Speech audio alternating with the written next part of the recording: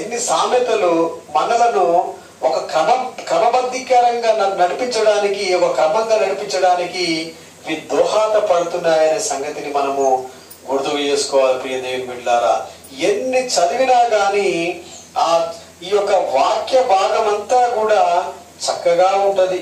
నీతిమంతుల తలంపులు న్యాయయుక్తములు, భక్తిహీనులు చెప్పు ఆలోచనలు మోసకరము. చూడండి ఎలాంటి మాటలు తెలియస్తున్నాడు.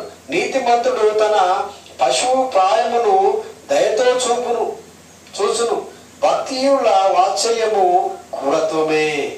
అంటే ఇక్కడ సామెతల గ్రంథం అన్ని కూడా మనము ఎలా జీవించాలో, ఎలా బ్రతకాలో నేర్పుతుంది అనే సంగతులు మనం గుర్తు చేసుకోవాలి. మరొక వచన భాగం చూద్దాము.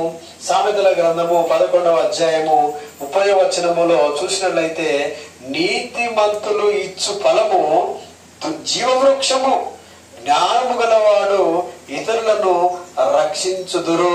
చూడండి, కాబట్టి నీతిమంతులు భూమి మీద ప్రతిఫలము పొందుదురు, భక్తిహీనులు పాపులను మరి నిశ్చయముగా ప్రతిఫలము పొందుదురు కదా. చూడండి, కాబట్టి ఎవరైతే ఈ లోకంలో కీడుగా జీవిస్తారో, ఎవరైతే పాపపు ఆలోచనతో జీవిస్తారో, ఎవరైతే చెడ్డగా జీవిస్తారో, ఆ చెడ్డవారు చేసే పనులకు ప్రతిఫలం ఉంటది.